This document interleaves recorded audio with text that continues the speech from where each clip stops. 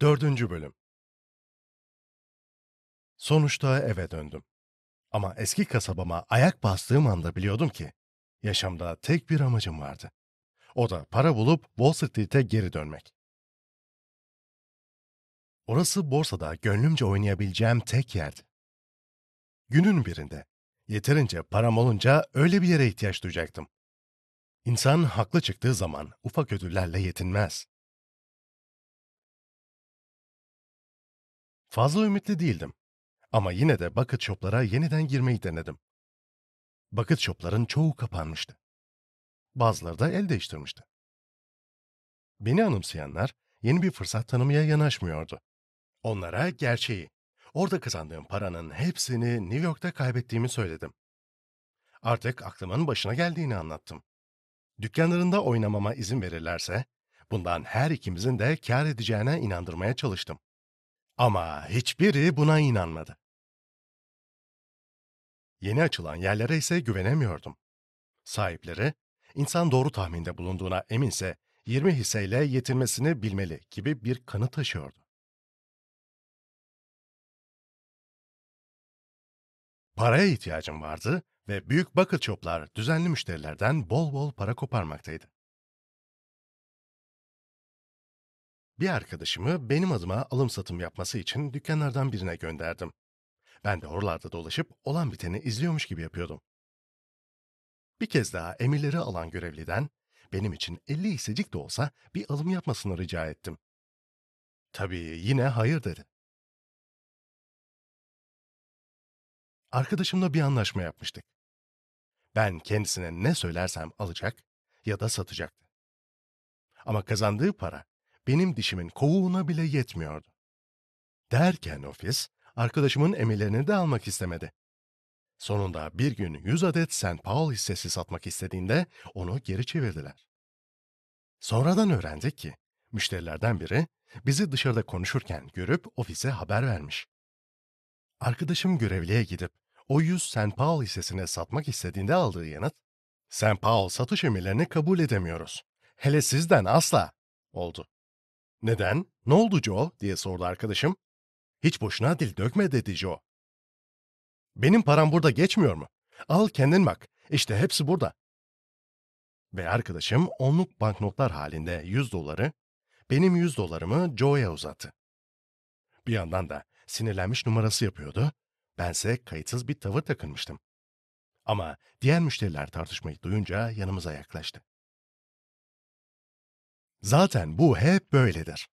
Birileri yüksek sesle konuşsa ya da dükkanın sahibiyle bir müşteri arasında en ufak bir sürtüşme çıksa, diğer müşteriler hemen oraya hücum eder. Amaçları duydukları tüyoyu değerlendirmek, vakit kaybetmeden kasaya yanaşmaktır.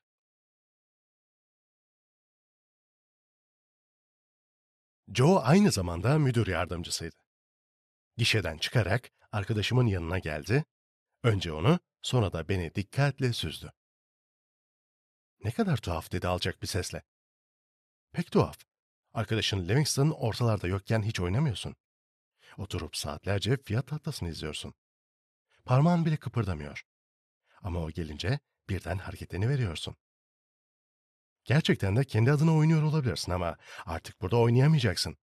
Livingston'dan tüyo almanı istemiyoruz.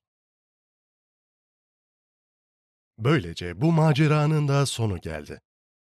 Ama masraflarım çıktıktan sonra bana geriye birkaç yüz dolar kalmıştı. Bu parayı nasıl kullanabilirim diye düşünüyordum kara kara. Çünkü New York'a dönme isteğim iyice artmıştı. Bir şans daha bulabilirsem daha başarılı olacağımı düşünüyordum. Yaptığım bazı aptalca hatalara düşünecek zamanım olmuştu. Ne de olsa insan araya zaman ve mesafe girince bazı şeyleri daha iyi değerlendirebiliyor. Bir an önce kendime bir yerlerden sermaye bulmam gerekiyordu.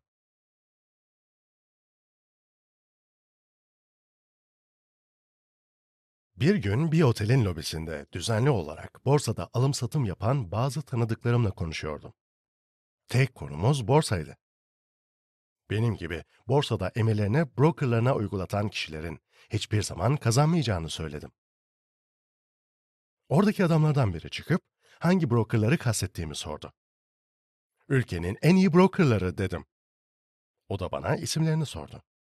Birinci sınıf aracılarla çalıştığıma inanmayacağı belliydi. Yine de New York Menkul Değerler Borsası'nın herhangi bir üyesi diye yanıt verdim. Adamlar dolandırıcılık falan yapmıyor. Üstelik de özenli çalışıyorlar. Ama bir yatırımcı borsada alım emri verince brokerdan rapor gelene kadar aldığı hisse senetlerine ne kadar para verdiğini bilemiyor.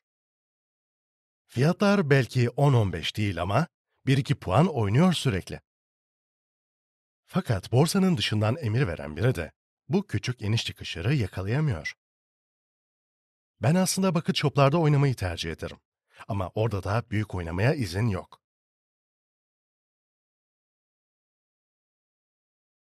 Benimle konuşan adamı daha önce hiç görmemiştim. Adı Roberts'tı. Pek arkadaş canlısı görünmüyordu. Beni kenara çekip diğer borsaları deneyip denemediğimi sordu. Ben de denemediğimi söyledim.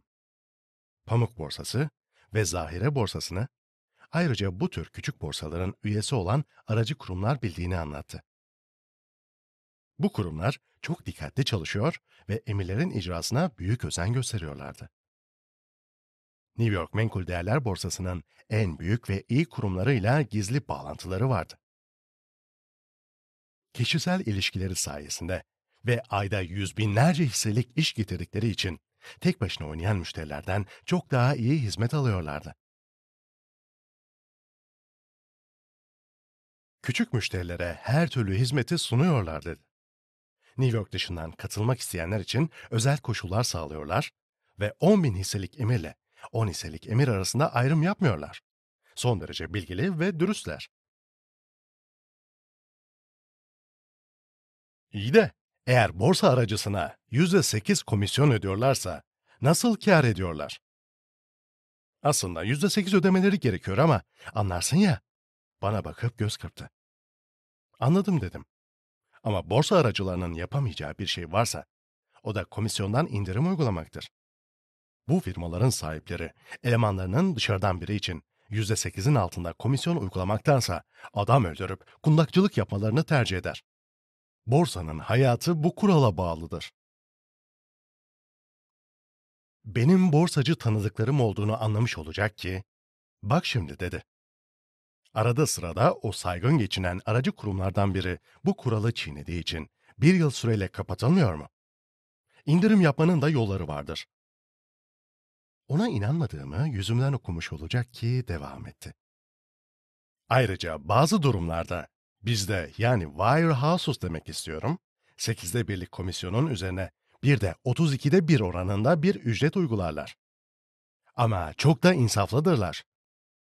Bu fazladan komisyonu ancak çok özel durumlarda ve eğer müşterinin hesabı aktif değilse alırlar. Yoksa aldıklarına değmez zaten. Bu adamlar bu işi spor olsun diye yapmıyor. O arada onun bana bazı brokerların reklamını yapmaya çalıştığını anlamıştım. Böyle bildiğin güvenilir bir şirket var mı diye sordum. Ben Amerika'nın en büyük aracı firmasını biliyorum dedi. Kendim orada alım satım yapıyorum. Amerika'da ve Kanada'da 8 yerde şubesi var. İş hacmi çok geniş. Her şeyi kitabına göre yapsalardı, her yıl kâr edemezlerdi değil mi? Çok doğru, diye hak verdim ona. New York Menkul Değerler Borsası'nda işlem gören hisselerimi alıp satıyorlar. Elbette. Ayrıca borsa dışı piyasa dahil. Burada ya da Avrupa'daki her borsada el değiştiren bütün kağıtlar var bu firmada. Buğday, pamuk, zahire. Aklına gelen her piyasaya girmiş durumdalar. Her yerde muhabirleri var. Her borsaya üyeler. Bazen kendi adlarını veriyorlar, bazen de başkasının adına gizlice üye oluyorlar. Anlattıklarını çok iyi anlamıştım ama saf numarası yapmaya devam ettim. Evet de emirlerin yine de biri tarafından yerine getirilmesi gerekecek. Kimse emrin verildiği andan yerine getirildiği ana kadar geçen süre içinde borsa salonundaki fiyatın değişmeyeceği garantisini veremez. İnsan buradaki fiyatı öğreniyor, ondan sonra da emri verip New York'a telgrafla bildirilmesini bekliyor. O arada neler olur neler. En iyisi ben New York'a geri dönüp paramı saygın bir kurumda kaybedeyim. Para kaybetmek nedir bilmem ben. Bizim müşterilerimiz de bilmez. Onlar para kazanır. Bunu biz sağlarız. Sizin müşterileriniz mi? Yani ben bu firmayı çok sevdim. Her fırsatta onlara yeni müşteri yolluyorum. Bana her zaman çok dürüst davrandılar ve sayelerinde epey para kazandım. Eğer istiyorsan seni müdürle tanıştırırım. Bu firmanın adı ne diye sordum. Adını söyledi. Daha önce de duymuştum bu firmayı. Bütün gazetelere ilan vererek borsa tüyolarını alan müşterilerin kazandığı paraları duyurmaktaydı. Firmanın en büyük hizmeti buydu. Bu firma bildiğimiz bucket shop'lardan değildi ama sahipleri bir taraftan bucket shop'ların yaptığı işi yaparken, diğer taraftan karmaşık bir yöntemle yaptıklarını kamufle ediyor ve saygın bir aracı kurumda çalışan brokerlar gibi davranıyorlardı. Bu firma, türünün en eski örneklerinden biriydi. Bunlar bu yıl birer birer iflas eden brokerların ilk örneklerindendi. Genel prensipleri ve yöntemleri hep aynıydı ama numaraları eskimeye başlayınca bazı ayrıntıları değiştirerek halkın gözünü boyamanın yeni yollarını buluyorlardı.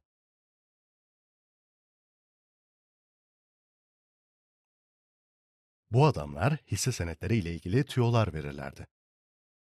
Yüzlerce kişiye telgraf çekip belli bir hisseden satın almalarını önerirken, yüzlercesine yolladıkları telgraflarda aynı hisseyi satmalarını öğütler, böylece alım ve satımların başa baş gitmesini sağlarlardı. Böylece borsaya emirler yağmaya başlardı.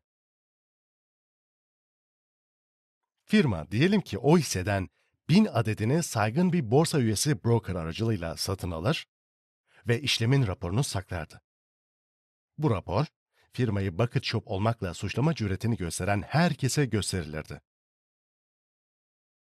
Ayrıca bu firmalar şubelerinde gizli fonlar oluşturur ve müşterilerine büyük bir lütufta bulunarak onlar adına, onların parasıyla istedikleri gibi alım satım yapabilmeleri için yazılı izin alırlardı. Böylece parası uçup giden müşteriler firmaya karşı yasal şikayette de bulunamazdı. Kağıt üzerinde bir hisse senedinden bol miktarda satın almış görünür, sonra da eski bucket shop numaralarından birine başvurarak müşterilerin marjlarını silip süpürürlerdi. Ellerinden kimse kurtulamazdı. Ne kadınlar ne de öğretmenler. Hele yaşlılar en yağlı müşterileriydi.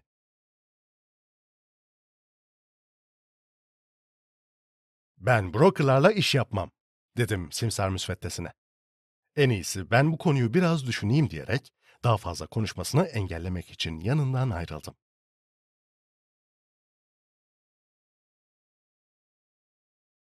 Bu firmayı soruşturdum. Yüzlerce müşterisi olduğunu öğrendim. Hep aynı hikayeler anlatılıyordu. Ama gerçekten kazanan müşterileri onlardan tek bir kuruş bile alamamıştı o güne dek. O ofiste kazanan tek bir kişiye rastlamak olanaksızdı. Ama ben kazanmayı başardım. O günlerde işleri tıkırında gidiyordu ve karşılarına benim gibi bir çetin cevizin çıkması onları fazla rahatsız etmeyebilirdi. Elbette bu tip işletmelerin çoğu eninde sonunda iflas eder. Kimi dönemlerde arka arkaya birkaç bankanın iflas etmesi gibi bucket shop'larda birbiri ardına bir iflas salgınına tutulur. Diğer firmaların müşterileri de korkar ve hemen paralarını geri almak için bu dükkanlara koşarlar. Ama Amerika'da bucket shop sahipliğinden emekli olma şansına erişmiş insanlar da az değildir.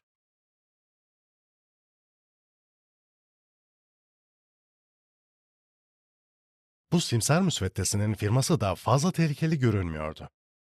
Alt tarafı sürekli olarak müşterilerini dolandıran ve dürüstlükten pek hoşlanmayan bir şirketti bu. Uzmanlık alanları kısa yoldan zengin olmak isteyen enayileri kısa yoldan söğüşlemekti. Ama her zaman önceden müşterinin onayını hem de yazılı olarak alır, böylece onları yolmaya resmen hak kazanırlardı. Bir tanıdığım bana bu firmanın aynı günde 600 müşteriye telgraf çekerek belli bir hisse senedini acilen satın almaları öğüdünü verirken, 600 müşteriye yine telgrafla o hisseyi hemen satmaları tavsiyesini verdiklerini görmüş. Bunu bana anlatan arkadaşa, "Evet, ben bu numarayı biliyorum." dedim. "Evet." dedi. Ama ertesi gün aynı kişilere telgraf yollayarak hemen ellerindeki her şeyi satarak yeni bir hisse senedini almalarını söylediler.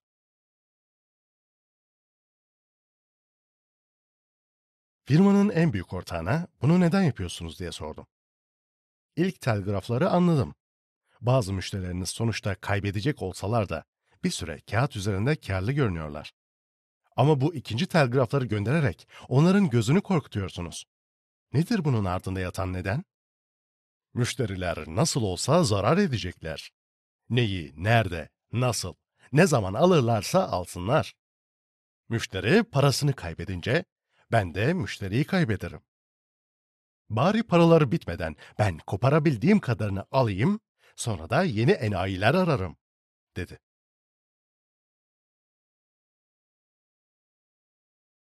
Doğrusu firmanın iş ahlakı beni hiç ilgilendirmiyordu.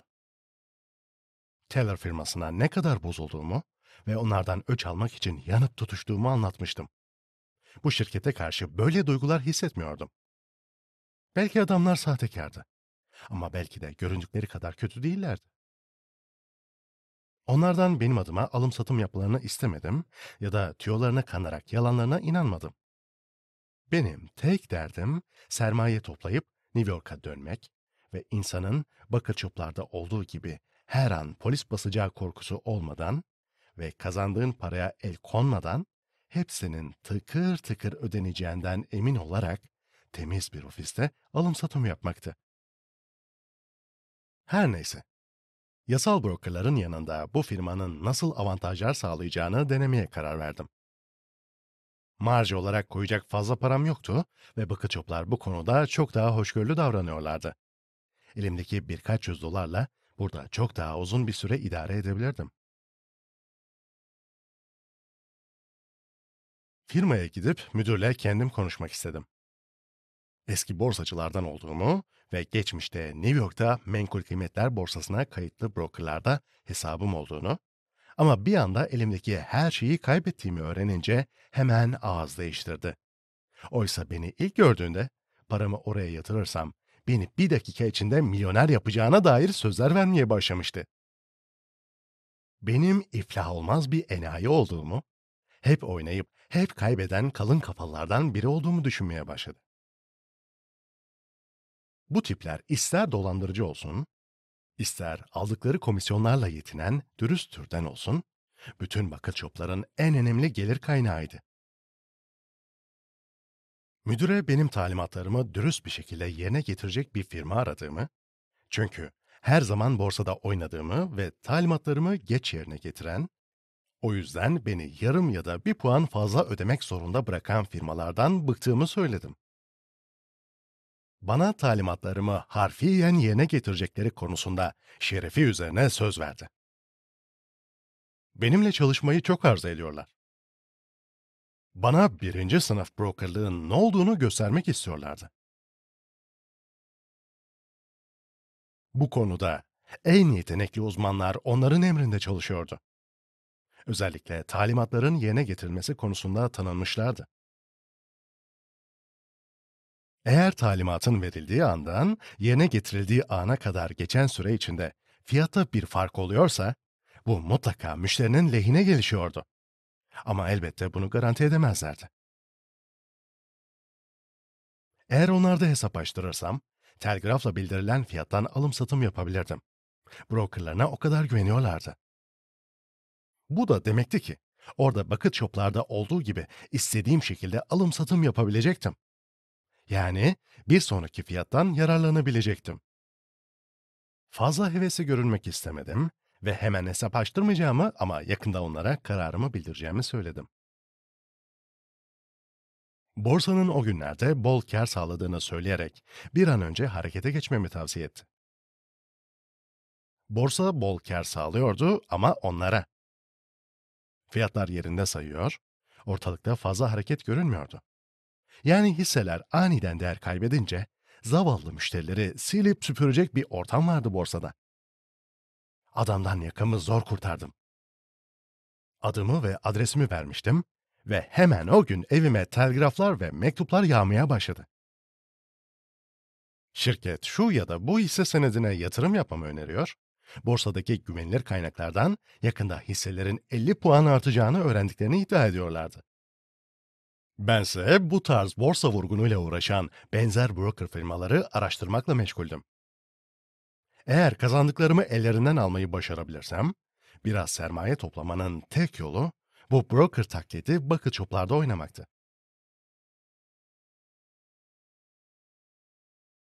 Gereken bütün bilgileri topladıktan sonra 3 firmada hesap açtım. Küçük bir ofis kiralamıştım. Buralardan bu 3 firmaya telgrafla talimat veriyordum. Önce gözlerini korkutmamak için ufak oynamaya başladım. Göze batmayacak kadar kazanıyordum. Ama çok geçmeden bu firmalar bana benim gibi ofisinden talimat gönderen müşterilerden daha büyük miktarlarda iş beklediklerini bildirdiler. Artık ucuzculardan usanmışlardı. Ne kadar büyük oynarsam o kadar çok kaybedecektim ve ne kadar kaybedersem onlar da o kadar çok kazanacaklardı. Bu onların açısından gayet güvenilir bir yöntemdi. Bu adamlar hep vasat yatırımcılar ve vasat paralarla uğraşıyordu ve vasat müşterinin parası da fazla dayanmazdı. İflas eden müşteri artık alım satım yapamazdı. Sürekli kaybeden müşterilerse mızmızlanarak firmaya zarar verecek şeylere yol açabilirdi.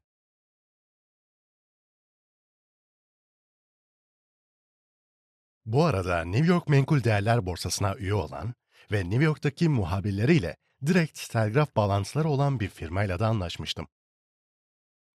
Hisse fiyatları anında ofisime geliyordu. Böylece yavaş yavaş küçük miktarlarda alım satım yapmaya başladım. Daha önce de söylediğim gibi bu iş bucket shop'larda oynamaya benziyordu.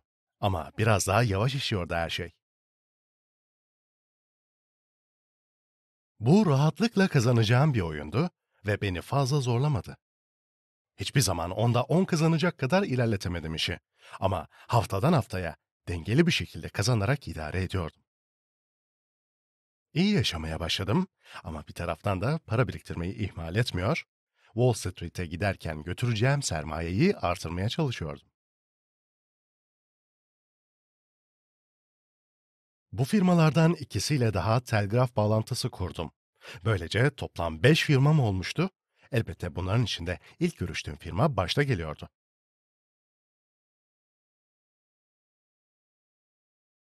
Planlarımın pek iyi gitmediği, hisselerin daha önceki hareketlerine göre şaşırtıcı yönler izlediği, beni tamamen yanılttığı zamanlar da oldu.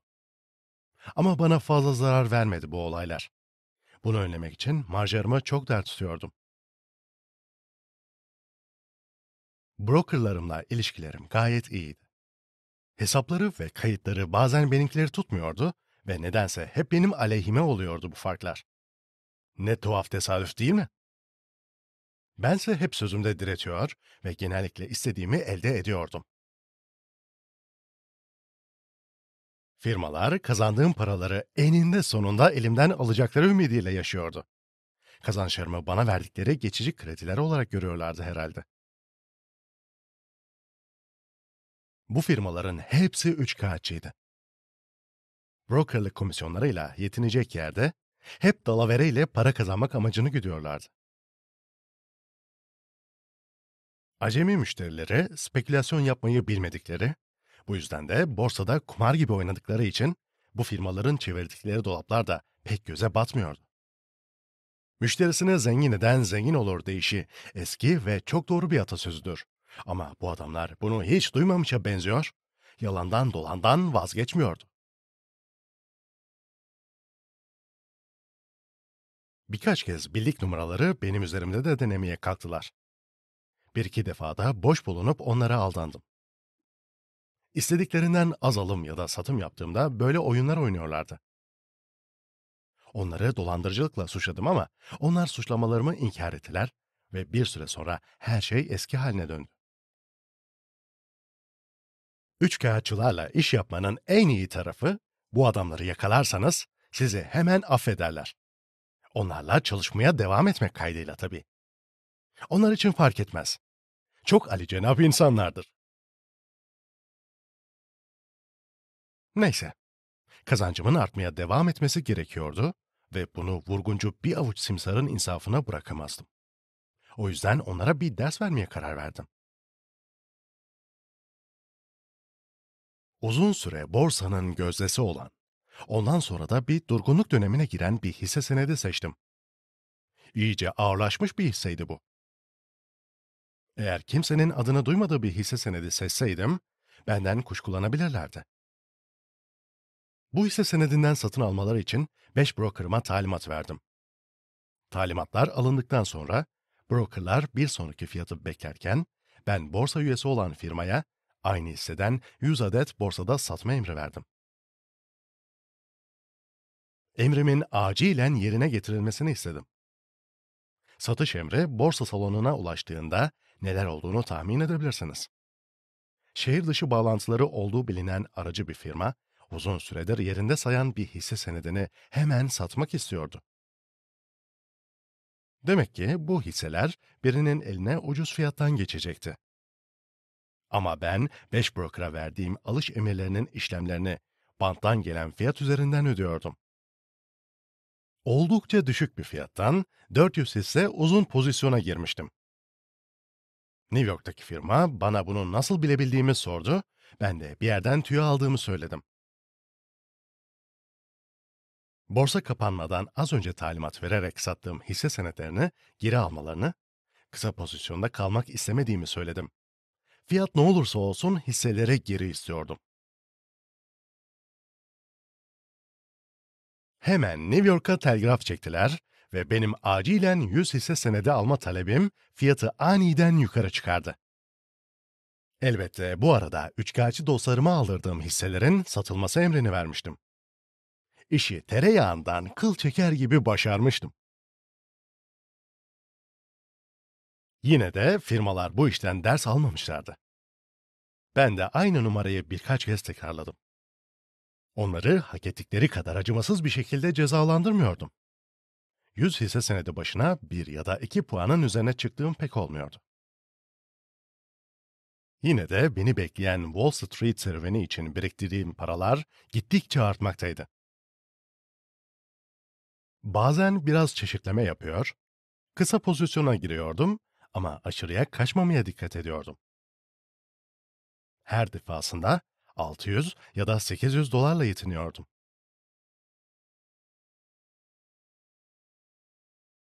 Bir gün numaram o kadar iyi işledi ki hesaplarım alt üst olarak 10 puanlık bir yükselişe neden oldu. Aslında brokerlardan birine her zamanki gibi 100 değil 200 hisse ısmarlamıştım ama diğer brokerlarda hala 100 hisse senedim vardı. Bu firmaların keyfini kaçırmaya yetmişti. Çok bozulmuşlardı ve bana telgraf üstüne telgraf çekerek teessüflerini bildiriyorlardı. Ben de gidip ilk gün görüştüğüm, bana hesap açmam için neredeyse yalvaran, sonra da her yakalanışında beni kibarca bağışlayan müdürle konuştum. O konumda biri için biraz fazla büyük konuşuyordu. O hisse için yapay bir piyasa oluşmuştu ve size tek bir kuruş bile ödemeyeceğiz, tehdidini savurdu. Alış emrimi aldığınızda yapay piyasa değildi de şimdi mi oldu? O zaman ses çıkarmadınız. Paramı öderken de çıkarmayacaksınız. Bu yaptığınıza dürüstlük mü denir? Evet, denir, diye bağırdı. Size birinin numara çevirdiğini kanıtlayabilirim. Kim numara çeviriyormuş diye sordum. Birileri. Kimi kandırmışlar peki? Sizin dostlarınız kesin bu işin içinde, dedi. Ben de dedim ki, siz de çok iyi bilirsiniz ki ben tek başıma çalışırım. Kime sorarsanız söyler size. Hisse senetlerine para yatırmaya başladığımdan bu yana bu böyle oldu. Şimdi size dostça bir tavsiyede bulunayım. Şimdi gidip hemen paramı getirin. Burada mesele çıkartmak istemiyorum. Söylediğimi yapsanız iyi olur. Ödemeyeceğim. Bu işlem hileli diye bağırdı. Canımı sıkmaya başlamıştı. Ona hemen şimdi ödeyeceksiniz dedim. Adam biraz daha yaygara yaptı. Beni açık açık sahtekarlıkla suçladı ama sonunda parayı verdi. Diğerleri onun kadar gürültü çıkarmadılar. Ofislerden birinin müdürü benim alıp sattığım hisselere dikkat etmişti ve benden emir geldiğinde hem benim istediğim hisseleri alıyor hem de kendisine ve ofisine özel alım yapıyordu. Bu yolla biraz para bile kazandı. Bu adamlar müşterilerin kendilerine sahtekarlık suçuyla mahkemeye vereceklerini pek düşünmüyorlardı. Çünkü genellikle iyi bir teknik savunma hazırlamış oluyorlardı. Benim ofise haciz getireceğimden korkuyorlardı. Nasıl olsa bir yolunu bulup bankadaki paralarını müşterilerden korumayı başarıyorlardı.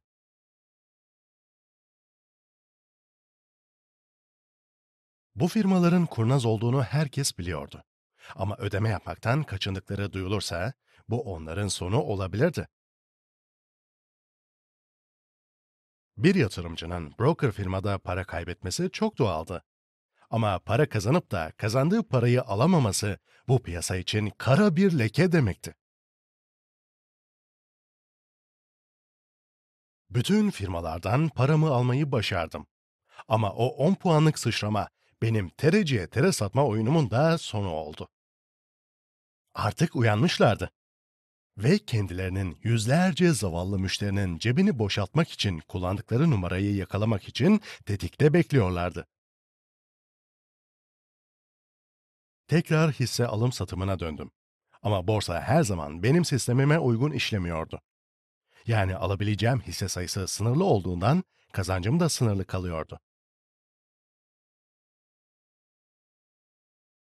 Bu işle bir yıldan fazla uğraştım ve bu wirehouse'larda para kazanmak için aklıma gelen her türlü numarayı denedim.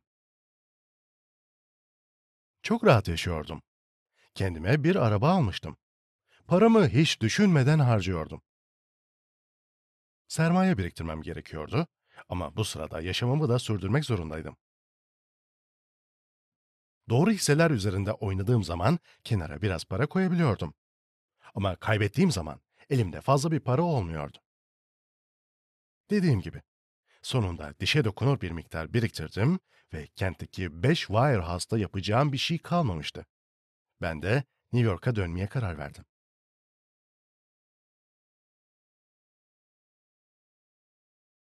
Arabam vardı ve benim gibi borsada oynayan bir arkadaşıma bana New York yolunda eşlik etmesini önerdim. Önerimi kabul etti ve hemen yola çıktık. Akşam yemeği için New Haven'da mola verdik. Otelde eski bir borsacı arkadaşımla karşılaştım. Bana şehirde New York'ta telgraf bağlantısına sahip bir bucket shop olduğunu ve gayet iyi iş yaptığını söyledi. New York'a doğru yola çıktık ama bucket shop'un neye benzediğini görmek için onun olduğu sokaktan geçtik. Dükkanı bulduk ve görünce de içeri bir bakmak istedik. Ortalık fazla şık değildi ama fiyat tahtası, müşteriler, her şey yerli yerindeydi ve oyun sürüyordu. Müdür, oyuncu ya da sunucuya benzeyen bir adamdı. Etrafındakileri müthiş etkileyebiliyordu. İnsana öyle bir günaydın deyişi vardı ki, günün aydınlığını 10 yıl mikroskopla araştırdıktan sonra bulmuş ve size de bu buluşunun, gökyüzünün, güneşin ve firmanın banka hesabının bir parçası yapmak istiyormuş sanırdınız. Spor arabamla geldiğimizi ve üstelik ne kadar genç ve umursamaz olduğumuzu, 20 yaşında bile göstermiyordum o dönemde, görünce bizi üniversite öğrencisi sandı. Ben de öğrenci olmadığımızı söylemedim. Konuşmama fırsat vermeden hemen nutuk atmaya başladı.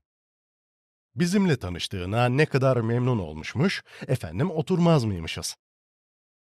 O sabah borsa gayet sakin sularda seyrediyormuşmuş, hatta tarihin başlangıcından beri asla hiçbir öğrenciye yetmeyen cep harçlıklarını artırmak için bize adeta elini uzatıyormuş. Şimdi elimizdeki birkaç doları binlerce dolara dönüştürme şansımız varmış. Borsa, bize hiçbir öğrencinin düşünde bile göremeyeceği kadar çok para vermeye hazırmış. Dedim ben de. Bu kadar kibar bir adamı kırmak olmaz. Ona bize ne söylerse yapacağımızı, daha önce bazılarının borsadan çok para kazandığını duyduğumuzu söyledim.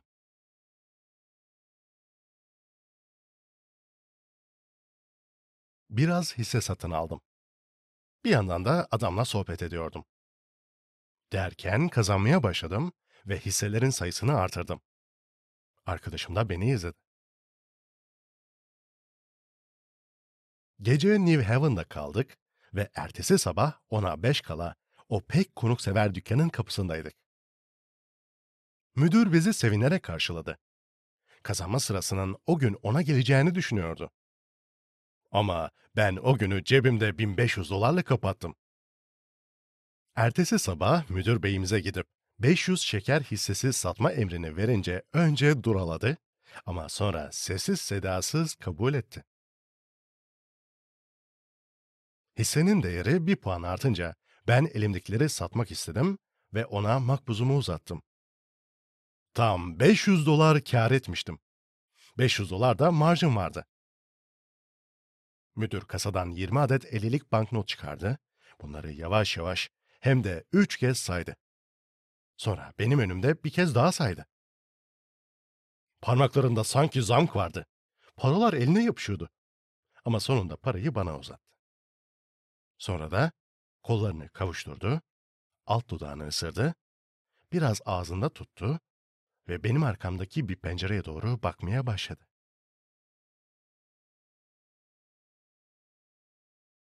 Ona 200 çelik hissesi satmak istediğimi söyledim. Adam yerinden bile kıpırdamadı. Beni duymamıştı. Sözlerimi tekrarladım. Ama bu kez hisselerin sayısını 300'e çıkardım. Başını çevirdi, bir şeyler söylemesini bekliyordum. Ama durmuş yüzüme bakıyordu. Sonra dudaklarını yalayarak yutkundu. O anda muhalefet partisinin entrikaları yüzünden memleketi mahveden hükümetten bahsetmeye başlayacak gibiydi. Nihayet elimdeki sarı paraları işaret ederek "Çek şunları gözümün önünden." dedi. "Neyi çekeyim?" dedim. Ne demek istediğini pek anlayamamıştım. "Nereye gidiyorsun evlat?" diye sordu. Sesi pek ciddiydi. "New York'a." dedim. "Demek öyle." dedi. Bu arada başını 20 kez sallamıştı. "Demek öyle. İyi. Demek buralardan gidiyorsunuz. Gidin. Çünkü ben 2 şeyi çok iyi öğrendim. Ne olduğunuzu ve olmadığınızı." "Evet, evet, evet." "Öyle mi?" dedim kibar kibar. "Evet, siz ikiniz." Burada biraz duraladı. Sonra da milletvekili havalarını bırakıp avaz avaz bağırmaya başladı. "Siz ikiniz Amerika'nın en kurnaz tilkilerisiniz. Öğrenciymiş. Peh! Ne öğrenci ama." Onu kendi kendine konuşurken bırakıp çıktık. Onun için önemli olan para değildi. Hiçbir profesyonel kumarbaz için önemli olan şey para değildir zaten. Her şey kumar için yapılır ve eninde sonunda insanın şansı döner. Onun gururunu inciten şey aldatılmak olmuştu.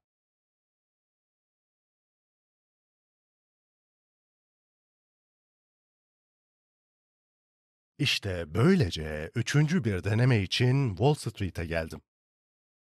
Elbette bu süre içinde biraz araştırma yapmış, A.R. Fullerton Co.'nun ofisinde paramı kaybetmeme yol açan sistemin hatalarını anlamıştım. İlk 10 bin dolarımı kazanıp kaybettiğimde 20 yaşındaydım. Ama artık bunun nedenini biliyordum. Çünkü hep zamansız alım satımlar yapıyordum.